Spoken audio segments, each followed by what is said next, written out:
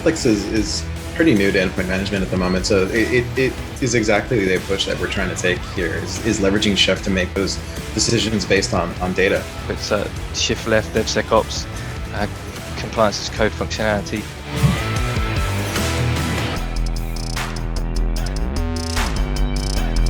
We meet the needs of our customers, right? Yeah. We solve the problem that they are having today and what we expect them to have tomorrow. Here, basically, you can use the capability and expertise of our teams to help get your Chef deployment off the ground.